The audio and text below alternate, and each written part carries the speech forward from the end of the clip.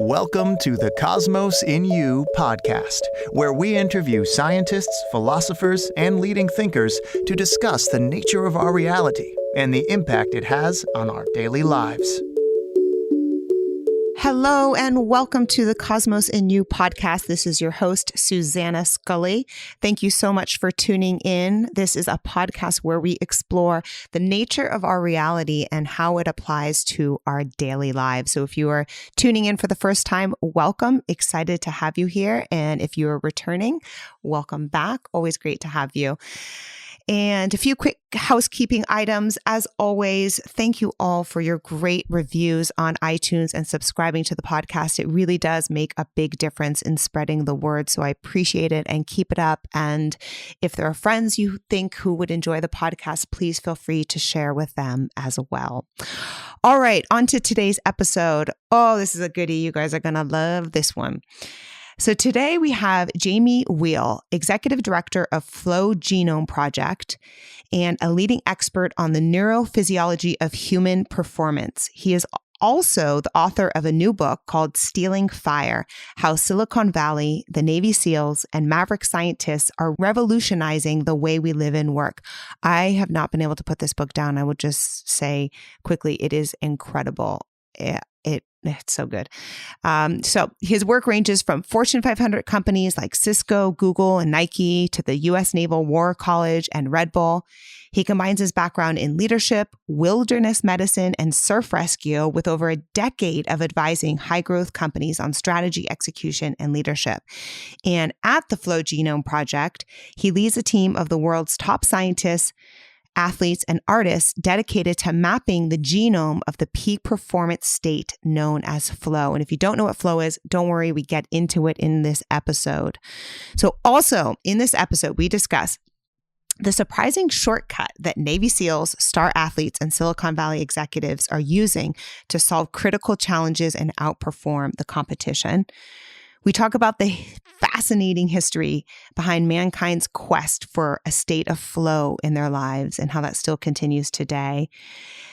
And we get the 3 steps to getting started on building a flow state into our own lives, which is such a gift because I know we all like to have a clear path laid out for us because sometimes this can feel so overwhelming, and he does the beautiful job of that. We talk about how to harness this expanded capacity for both ourselves and our teams if you are a leader at a company. And finally, we go over this awesome calendar tool to ensure that this change is lasting in your life. And I know that sounds like a little thing, but it's really not. This is life-changing if you start to incorporate this into your life. So this is an episode you don't want to miss. So get comfy, sit down or drive in or whatever you're doing and tune in. And without further ado, let's jump in. Welcome, Jamie. Thank you so much for being here today. Yeah, great to be here. Thanks for having me. I'm excited to get started, and I have to give a shout out to our mutual friend, Phil Bossier, who made the introduction. So big thanks to Phil. Absolutely. That was great. Great to hang out with him in Utah a month ago. Oh, good. All right, great. Well, so as we talked about in the pre-interview, I am loving your book, Stealing Fire: How Silicon Valley, the Navy SEALs, and Maverick scientists are revolutionizing the way we live and work. This is an incredible, incredible book. So thank you for putting the work into it. Oh, so glad to hear you like it. So I thought what we could do is maybe let's start with explaining to the audience, what is flow? Sure. Well, flow is one of a host of what would be called non-ordinary states of consciousness. And that's from Stan Groff at Johns Hopkins, kind of working academic definition. And when we say non-ordinary states of consciousness, it's the full gamut. It's basically everything other than kind of our 21st century normal, which is tired, wired, and stressed. And it has a very specific neurobiological signature, which we can dive into later. But that's fundamentally the channel that most of us are on pretty much all the time. And these non-ordinary states, ranging from meditative states to mystical states to ecstatic states like dancing and movement and all those kind of points, even pharmacologically primed and psychedelically infused states, to smart tech-enabled states like with transcranial magnetic stimulation or any of these other tools, that all the way to like immersive VR and augmented reality states. All of those live in the bigger category, including flow. That we would call ecstasis. And ecstasis just goes all the way back to the Greeks, and it just means an experience or a state of being that takes you outside yourself. And so when we speak of flow, when we speak of all this whole suite of activities and experiences, it's those things that take us out of 21st century normal and into different zones of being and relating to ourselves and to the world around us. And so, okay, there was just a mouthful there. There's so much there. So let's go back to this ecstasis. Am I pronouncing it correctly? Yeah. Yeah. I love the part in the book where you explain going back to Greek times. Can you tell us a bit more about that? Let's give the foundation of all of our history of where that began.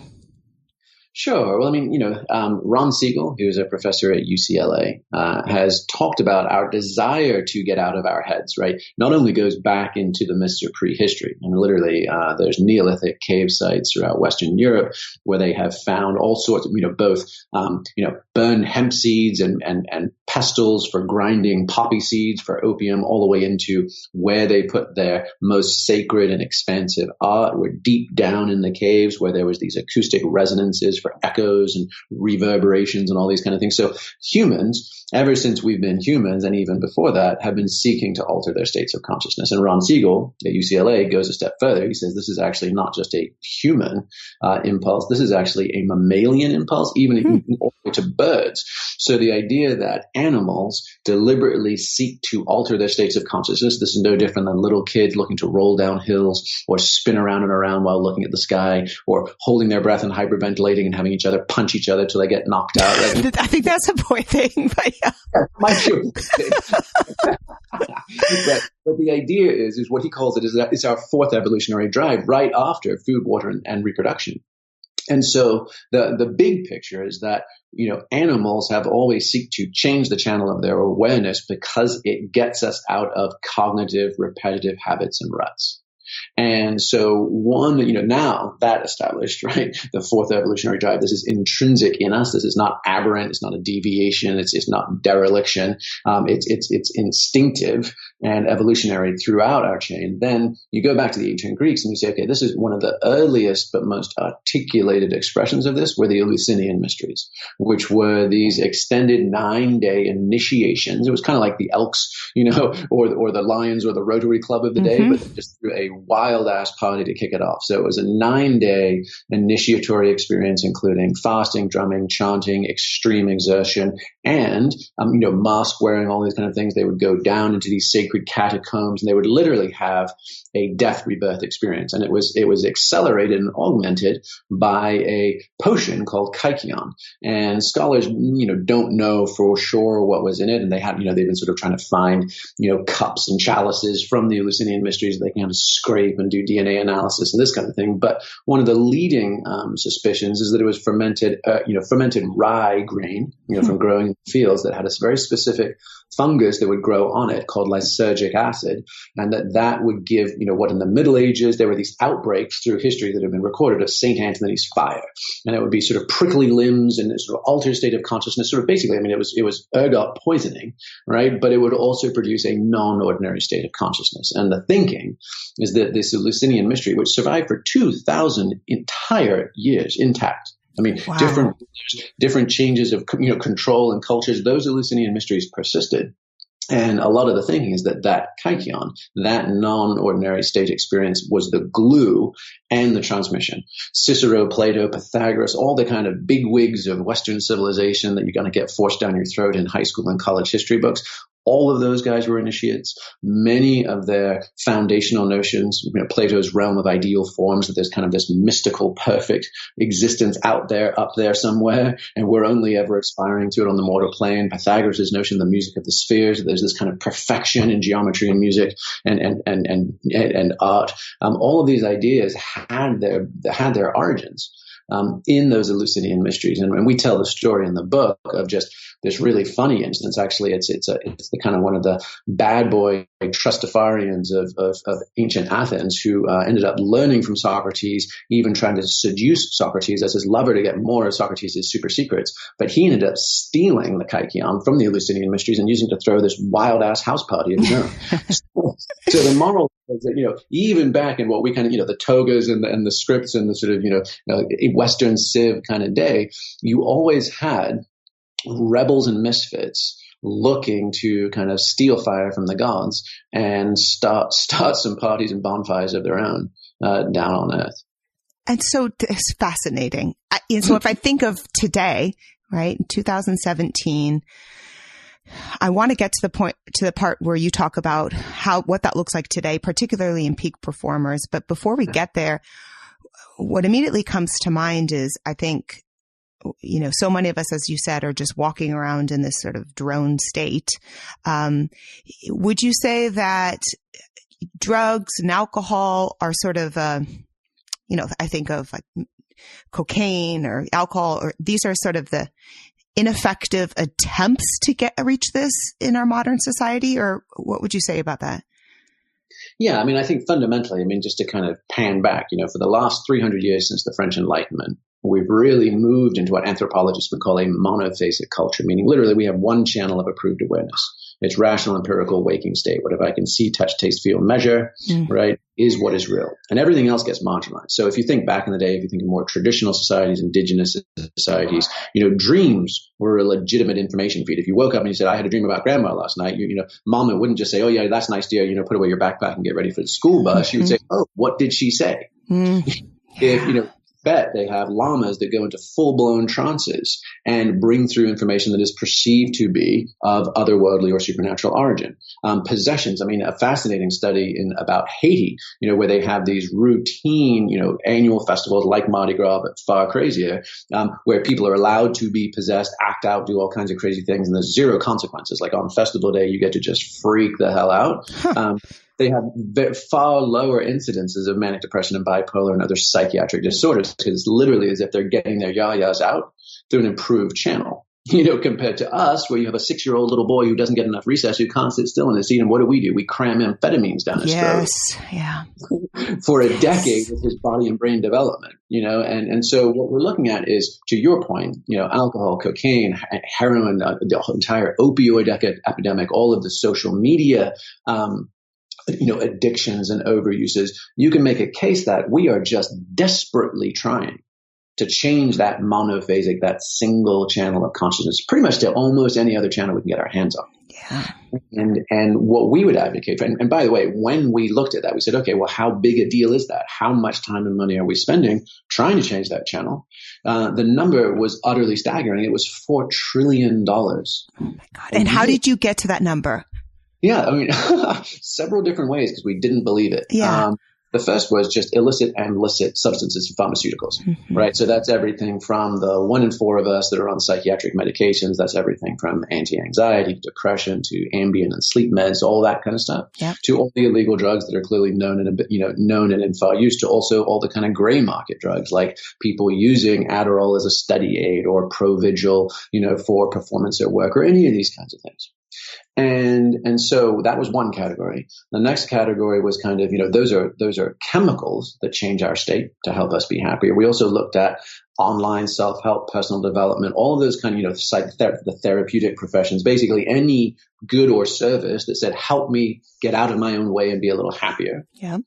And then we added in sort of, fundamentally escapist entertainment. And I don't mean escapist in a pejorative sense, but this is everything from action sports and ecotourism to gambling, right? To any of those kind of categories, to IMAX theater, where we pay a premium to be more immersed and less self-aware than we would just watching it on our laptop at home, including streaming pornography, including a whole host of things where our goal is not some credible outside outcome. Our goal is to shift our state. And, and we have the full kind of endnotes there. And we did a super back of the envelope calculation. We have all the references and citations, but our interest is actually to have academics come back and really beat on it. And our suspicion is it's going to be about 30 to 50% bigger than what we described. And to put that in context for people, because 4 trillion is such a goofy size number, we have no idea what it really means. That's bigger than the GDP, the gross domestic product of the United Kingdom or Russia or Brazil or Germany. Wow. It's twice as many dollars as there are galaxies in the known universe. And we spend every year just fumbling for that dial of our consciousness, trying to change it. And the World Health Organization just last month released a study saying that suicide, us taking ourselves out of the game of life, right, kills more people a year than war and famine combined. God. I just saw that. It was a trending topic on Twitter today. Was hold on, I pulled up. Oh, here, a study. White Americans are dying from, quote, deaths of despair. That's the new study that just came out today. Oh, from Princeton. Somebody at Princeton. Yeah. So there you go. Exactly. Yeah. And so to your point about, hey, are all of these counterproductive, self-destructive, often addictive and distracting attempts? We would say it's time to start having real conversations about how and why would we want to, need to, and deserve to change the channels of waking state consciousness, because being stuck on that channel, which is the tired, wired, and stressed, right, 24/7 is debilitating. It is literally killing us. And so what the research has shown, and this is, both encouraging and potentially, galvanizing, is that when people are able to shift their state of consciousness deliberately, safely, and sustainably, the benefits are extraordinary. And this one of the obvious test cases. This is survivors of trauma. So you take the kind of the most hard done by folks among us who have really suffered greatly, and this is war trauma. So this is veterans coming back from Iraq and Afghanistan. This is childhood abuse, sexual trauma, like you name it. Incredibly hard burdens to hold, and very hard to be fixing with our conventional medical and therapeutic approaches. So Prozac and Zoloft are typically the approved medications. Talk therapy is thrown in sometimes, and cure rates and recidivism are really unsatisfactory. There's 20 million Americans every year chronically suffering from trauma. And what the studies have shown is that it doesn't matter what mechanism you use. You can use a pharmacological prompt like psilocybin or MDMA. You can use a flow-producing activity like surfing in the ocean, or you can use a mental and neurological training program like meditation. And in each of those will deliver comparably beneficial results. Now, the difference is obviously time. So if you ingest, for instance, the MDMA and trauma studies, in as little as 1, 2, 3 sessions, people are reporting permanent remission of their traumatic experience. That was amazing in the book, by the way. Because just to highlight that, you said if people did Zoloft or Prozac, as long as you're taking it, it's effective. But as soon as you go off of it, it's still there, versus MDMA, which, by the way, the street name is ecstasy for those who aren't familiar. It can permanently go away. Are we saying that right? Yeah, to the point where, this is just funny, where it actually messed up their results and messed up their stats, because there were several Iraqi veterans that had one singular experience with that and said, hey, I'm not coming back. I'm bailing out of your project, but I'm good. I'm done. I'm going to go off and live my life now. In fact, one of them said, I hate to call it a sacred molecule, but MDMA gave me my life back. And so on the one hand, that is monumental and significant for those 20 million Americans that are suffering every single day of just, can I get out of bed and face another one of these with this monkey on my back? But the real point that we want to make is don't get wrapped around the axle of the mechanism, right? Whether it's a substance or whether the key is look, changing the channel of our consciousness, regardless of which mechanism you use, does similar things to our neurobiology, does similar things to our psychology and physiology. And that's the big insight. That's the point that I don't think that hasn't been made up until now. And that's the thing that gives us all more options and choices. God. And those are all the things. Now I think it'd be great for us to shift into, in the book, you talk about these sort of peak performers. So Navy SEALs, Silicon Valley, leaders, right? And the sort of things that they are doing to change the channel and mechanisms that they're using. So could you talk to us a bit about that? Perhaps I found, the Navy SEALs, there's one part where you talk about them learning a language and how quickly they can learn it. That was just one example, but maybe you could talk to us a bit more about that. Yeah. And I mean, and again, let's just kind of roll back and put this into some context, right? Human beings have always exceptional human beings have always learned to do the exceptional. And whether it's Shaolin monks, being able to do handstands on their fingertips or catch spears in their necks, to Tibetan monks being able to melt a pile of snow sitting there in a loincloth, right? To tennis players. I mean, Rafa Nadal and Roger Federer, right? I mean, they've put heart rate monitors on those guys and realized that the difference between the top 10 tennis players in the world and the next 90, so fundamentally the difference between the top 100, and they're all amazing tennis players. They can all knock the cover off their ball stroke for stroke. It's pretty much indistinguishable. But the big difference between the top 10 and the trailing and the next guys was at in between points, where you see them straightening up their tennis strings and pulling on their shorts and doing and bouncing the ball 3 times. Those little micro rituals are allowing the top 10 tennis players to drop their heart rates down to about 65% of max, while the next 90 guys are still tacking along at 85 to 95%. So at the end of a 5-set match where they've been out there for 3 or 4 hours, the difference is that the best in the world have basically traveled a lot less ground. They've got a lot more reserves. So when it comes for the big match point or the need to put an ace exactly where they have to put it, they have that energy and focus. So up until the last 10 years, you've just had the best in the world being able to either train for decades and decades like the monastic and martial traditions, or kind of just find their way into it intuitively. And that's part of what got them to the top. But what we see now with the Navy SEALs, what we see now with a whole lot of biohackers and those kind of folks in Silicon Valley and beyond is more people are using tools, techniques, biofeedback. They're hooking themselves up to monitors. They're able to steer themselves into those optimal zones more easily and more readily. And so in the example of the SEALs, one of the things that they were doing is they have float tanks, so basically sensory deprivation tanks. So basically got a bathtub with a lid on it filled with Epsom salt, so many that it's like the Dead Sea and you float. And that in itself is an experience of ecstasis. It takes you outside yourself because you're just floating in space and you're not touching anything and you're not swim or doggy paddle. You're just bobbing in infinite blackness. So literally all the boundaries of your body, all the boundaries of your environment go away. Well, that alone, they originally started exploring that just for recovery, so that when guys were coming off deployment and they've been in fight or flight hyperarousal for months on end, would those kinds of quiet, calm, and soothing experiences help them unwind and recover better? But then they took it a step further and they also said, well, let's try and steer these guys into some of these optimal zones that used to just be intuitively arrived at. And they started using heart rate variability. So what's the quality of my heart rate? Not just how many beats a minute, but is it a nice smooth sine wave of even contractions and expansions, as well as neuroelectric activity? Can I get myself out of my chattering everyday self and can I get into a calmer, more contemplative or reflective state? And then what happens if I introduce information, learning? And what they found was they were able to reduce the time it took to learn a foreign language from 6 months to 6 weeks, so a quarter of the time. And that's pretty substantial. So it's sort of just the idea of if you can put yourself in the optimum state of consciousness, back to that turning the knob, turning the dial from just one channel frozen 24/7 to what channel should I be on for the task at hand. That is meaningfully expanding and accelerating what we can get done with the same number of hours in a day.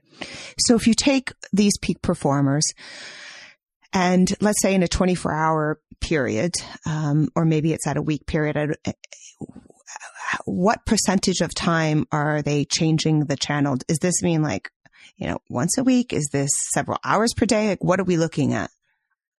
Mm-hmm.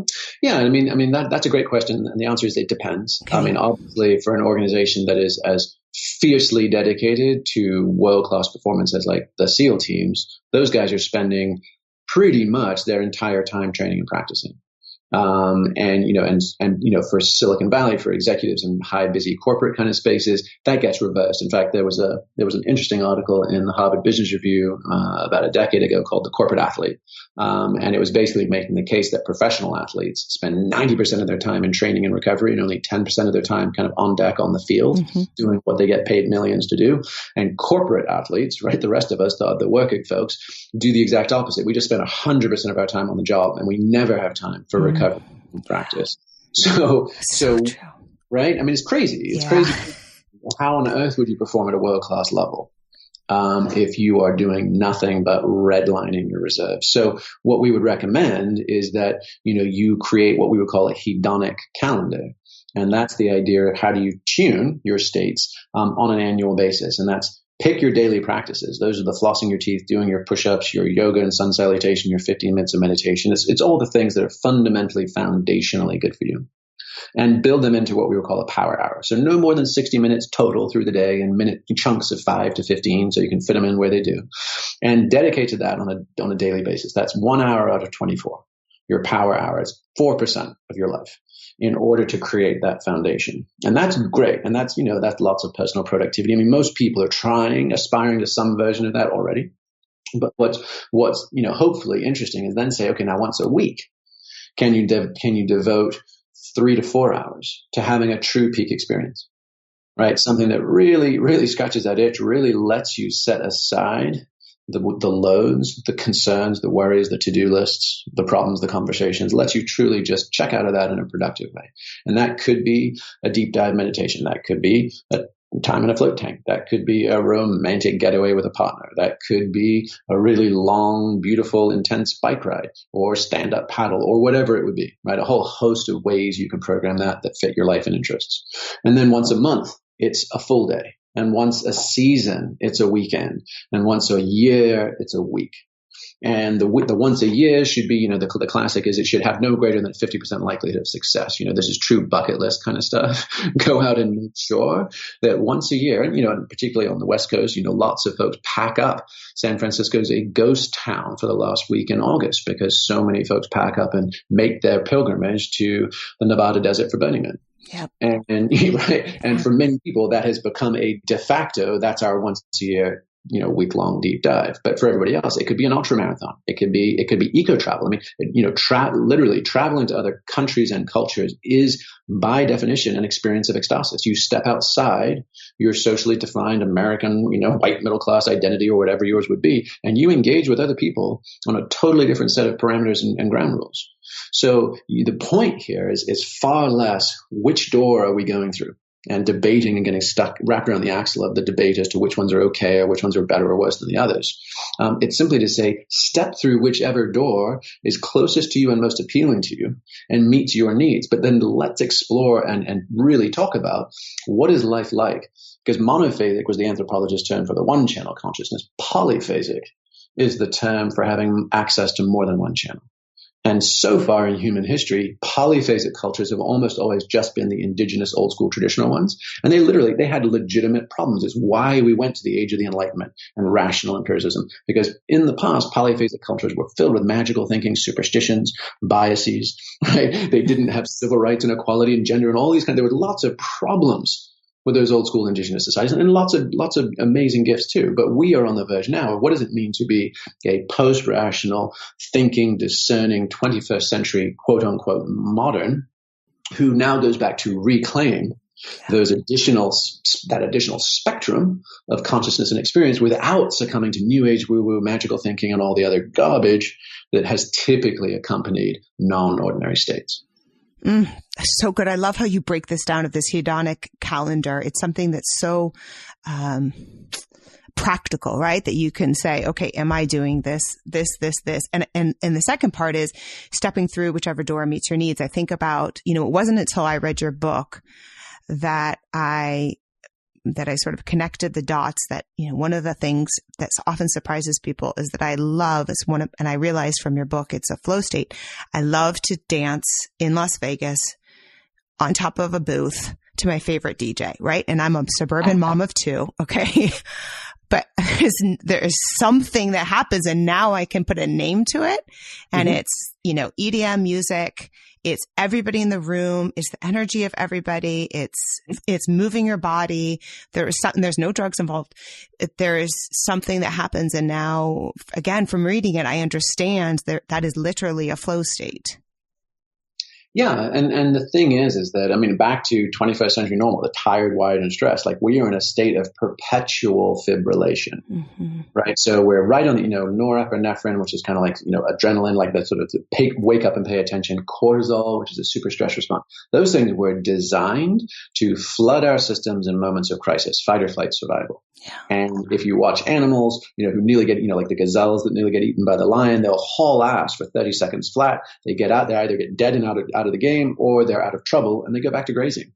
And they dump all of those neurochemicals and they're back to happy and chilling. Humans, we in our ever on society get stuck with that switch halfway on.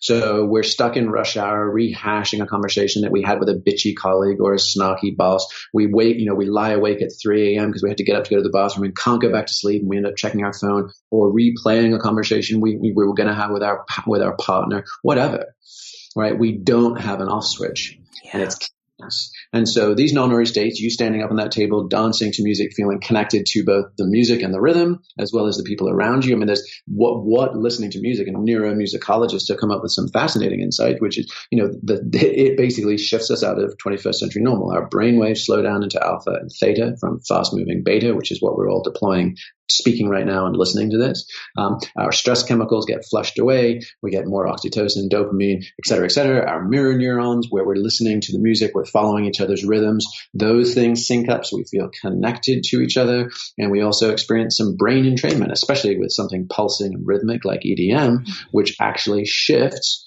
our brainwave states into alternate places. So everything that you were experiencing there is, that kind of under the hood are the instructions. Wow. And once we understand the neurobiology of the instructions, you're like, oh, the game is up. I mean, this is just paint by numbers experience design. So we should never be sitting around bored, sipping that third drink we really know is not going to get us to a happy place, and it's going to come out of our ass in the morning with a hangover, but we're doing it. We don't have any other tools available. Right?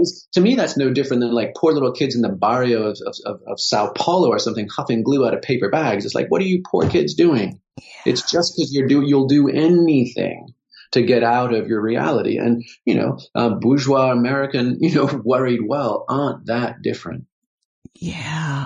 Gosh, how do we, well, a few questions come to mind. One is, when you talked about, choosing, it's like choose your own adventure. Mm-hmm. Is there a list of, is there a list somewhere that says like, here's your menu of things that would fit into this? Like if our listeners are sitting here, like, how do I know what would create a flow state for me? What would your advice be to them? Yeah, I mean, in fact, some of the folks in our community have actually kind of started putting together some of those lists. Mm-hmm. We often talk about it like mild, medium, and spicy. Mm-hmm. And you can kind of choose your adventures from there. But I mean, fundamentally, and we do programs. People can take like 6-week online trainings. One of the first things you do in that week is, what's my flow profile? Mm. So what is my actual, in my whole life, I'm my own experiment. Right? No one can just prescribe stuff for me. I've lived it. How have I found myself in those places of rapt total concentration, profound satisfaction, and heightened performance? How have I got there? How did I get there as a kid? How did I get there as an adolescent? How have I been getting here as an adult or not? And what are the patterns I can tease apart for me, uniquely for me? Mm-hmm. So if anybody's interested, you can go to flowgenomeproject.com. There's a free flow profile, which will say, what type of person are you? Are you a deep thinker who prefers contemplative, reflective stuff, Pinterest, or in computers or something, or writing your own music or gardening? Are you a hard charger where you're kind of the classic adrenaline junkie who really likes risk and gravity to kind of make you wake up and hit your spot? Are you a flow goer, which sounds maybe a little bit like your description? Is it yoga and movement and ecstatic dance and those kind of components and meditation and eco-tourism? Or are you a crowd pleaser? Do you really love to be out and about, the classic kind of extrovert? So those are the first place to start, is just, who are you? Because we're all different. And what are our ways in? And then you can take a look at the mild, medium, spicy. And really what we would say is, if you want to take a deeper dive, it's the last chapter of the book goes into this in some detail, but it's basically saying, look, it's completely subjective, but you can use what we would call the ecstasis equation, which is value, how meaningful is this to me, equals risk times or time times reward divided by risk. So the time is, how long does it take me to learn or practice this thing, in order for it to switch on and give me the goods? The reward is how much do I actually gain from it, and or change from it? Does it make my life better? And then divided by risk. If I can lose my mind or my life engaging in a practice, right, you need to identify that well up front. And people who have gone off the deep end with substances, people who have ended up not coming back from extreme action sports, people who, run off and join a cult, this all about meditation or some other ecstatic technique, that, those aren't hyperbolic. You follow this path and you can come to some cliffhangers. So the is what for me as a unique individual suits how much time I have, right? How much reward I need divided by the risks I'm willing to accept, and bake all that into my equation and make our choices. And that ranges from, a soul cycle or hot yoga class. I mean, the reason that soul cycle and hot yoga are both more popular than their other counterparts, spinning bikes have been around since the 70s. What did soul cycle do? They created an ecstatic experience from it. The same with hot yoga. They created a state shifting change. It's so true. I have to say I'm a soul cycle writer, and that is, and again, until I read your book, I did not understand. It is sort of that same feeling. It's exactly it. And we pay a premium for it. The same with CrossFit, right? CrossFit, you don't get the Equinox experience. You don't get eucalyptus steam baths and sweet studios and all the beautiful people. You get these like storage sheds with fans blowing in the middle of summer and people working out till they puke. But people pay just as much for that privilege, right, of suffering, because it changes their state. Right. And it changes their form. It changes who they are. And so, you could say all of the physical, those are easy examples, but I mean, a 9-day silent meditation retreat. I haven't had a single person I don't know a single person that's gone on one of those that hasn't come back having had some profound, non-ordinary experience. And that is nothing more complicated than sitting there and doing nothing. Yeah. Days. Right?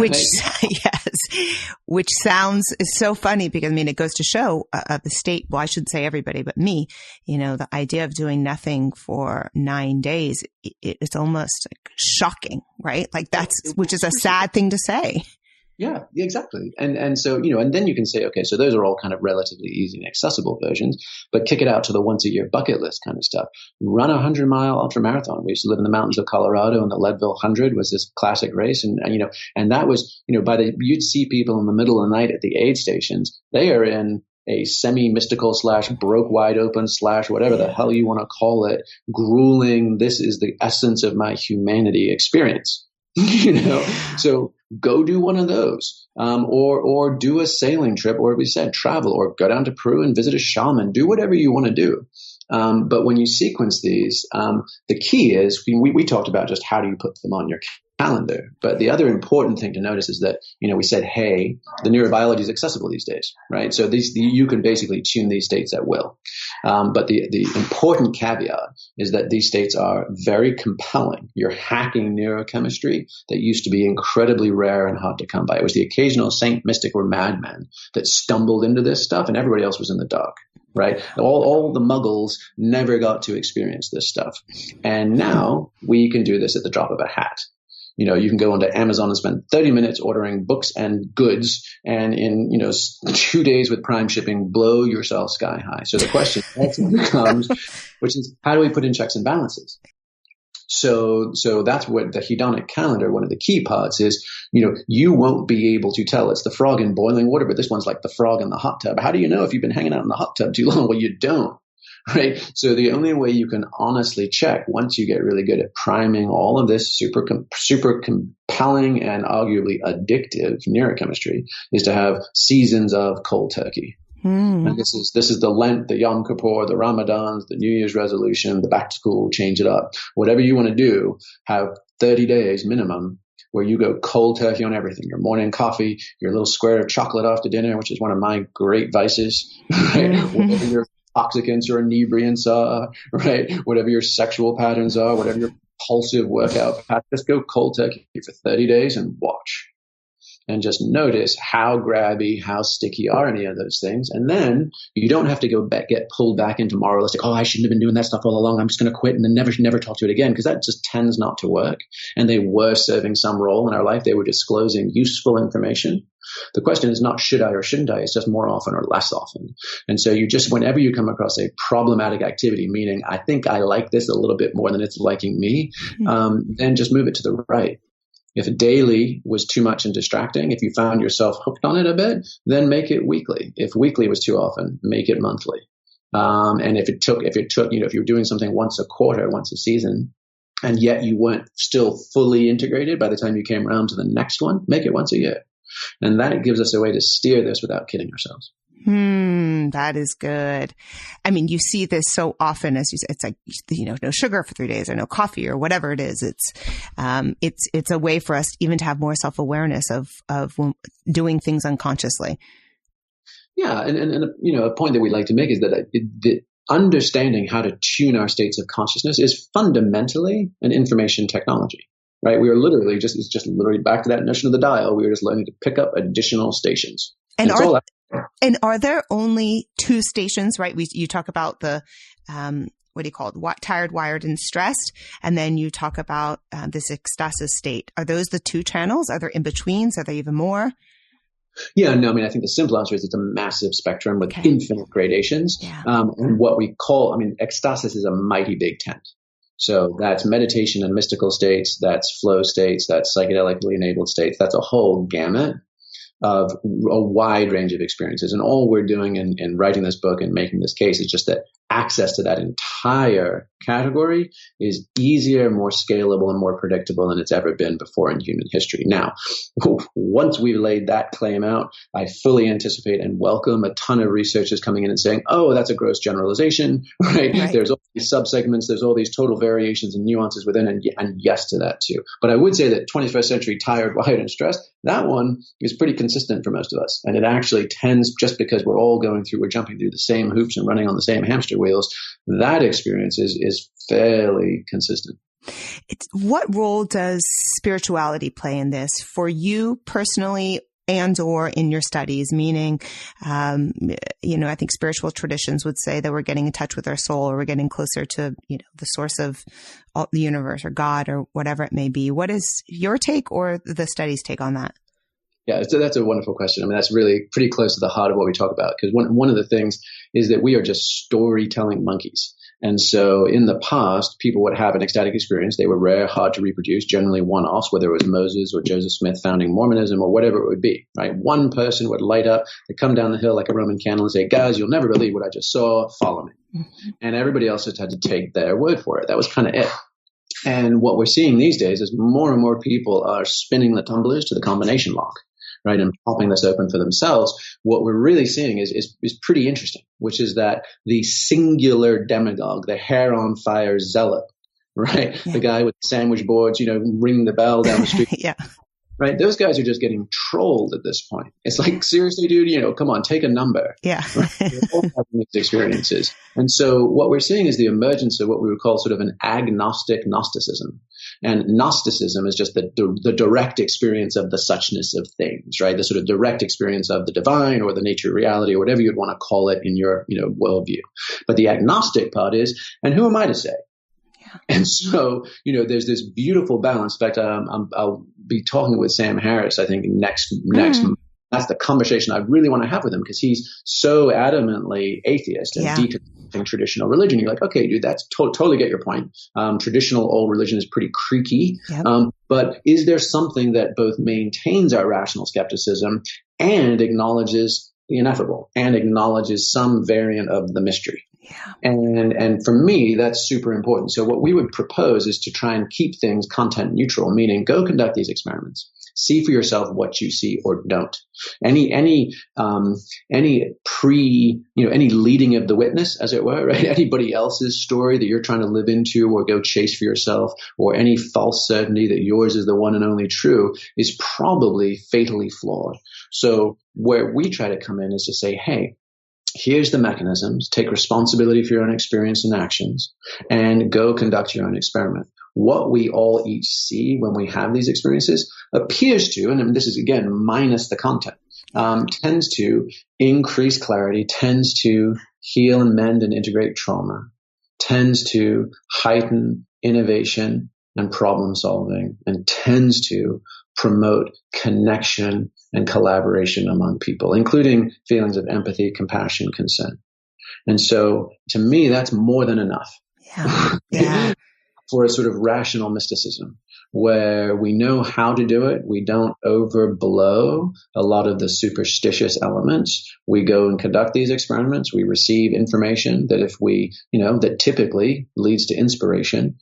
And if we do a good job putting it on the ground, can end up as transformation. But and while personally I have, no shortage of, experiences that have dropped me to my knees as far as the meaning and significance of the world, the universe, and my tiny place in it, I much rather would keep that as everybody's unique and distinct and private domains. And let's work on the shared project of waking up, growing up, and showing up. I love it. Thank you, Jamie. This has been so insightful. And I already just been taking pages of notes as you've been speaking. So thank you. Where can people find out more about you, the book, the Flow Genome Project? Where can they find out more? Sure. Well, I think the simplest is just stealingfirebook.com. And if you were interested in taking that flow profile, you can just go or learning anything more about our research and training and events. It's flowgenomeproject.com. Awesome. Thank you so much, Jamie. I really, really appreciate it, and look forward to continuing to watch what you put out. Awesome. Thanks so much, Susanna. Thank you.